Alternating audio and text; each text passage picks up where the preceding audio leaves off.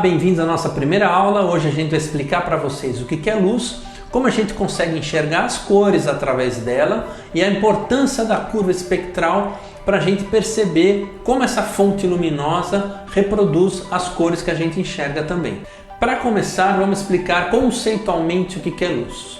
Luz é uma faixa de radiação eletromagnética que, quando refletida numa matéria, numa superfície, são detectadas pelo olho humano. Para ilustrar melhor esse entendimento, eu separei esse desenho que mostra que a gente tem diversos tipos de radiações eletromagnéticas que, de acordo com a variação do comprimento de onda dessa radiação, são responsáveis desde o código Morse ou até mesmo pelas ondas do rádio, ondas de celulares, Wi-Fi, micro-ondas, infravermelho, ultravioletas, raio-x e até os raios gama. A primeira coisa que a gente tem que entender é que a luz foi a forma que a espécie humana desenvolveu para enxergar os objetos à sua volta, para poder caminhar, para poder caçar, por exemplo.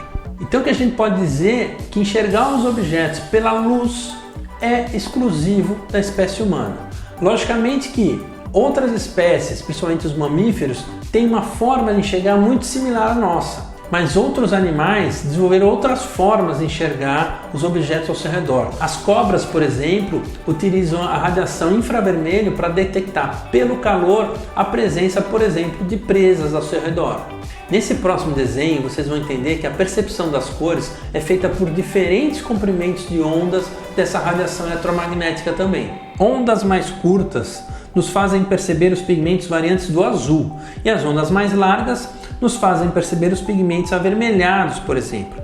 Agora, a gente já pode entender que para a gente enxergar melhor todas as cores, a luz incidente precisa ter todos os comprimentos de ondas no espectro dela. Por isso que é importante a gente analisar a curva espectral de uma fonte luminosa, porque só através desse gráfico a gente consegue perceber a capacidade que essa fonte luminosa vai ter de iluminar as diversas cores e fazer a gente enxergar essas diversas cores também. Nos gráficos a seguir, podemos perceber melhor essas diferenças entre as fontes luminosas. A gente consegue perceber no primeiro gráfico que a luz do Sol tem todos os comprimentos de ondas presentes e numa altíssima intensidade.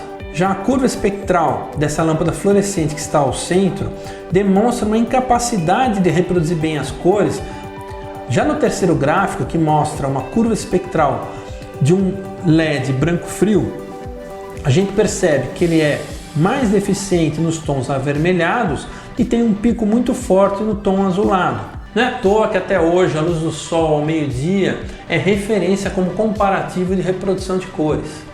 A luz do Sol tem no seu espectro todas as radiações presentes em altíssimas intensidades. O assunto está começando a ficar interessante, né? E agora vem aquela pergunta básica: como é que a luz branca se forma? A gente só consegue obter a luz branca quando a fonte luminosa tiver a presença das radiações responsáveis pela percepção das três cores primárias: o azul, o verde e o vermelho. Agora olha que interessante, se a gente inibir uma das radiações de uma fonte primária, como por exemplo o azul, a luz branca deixa de existir.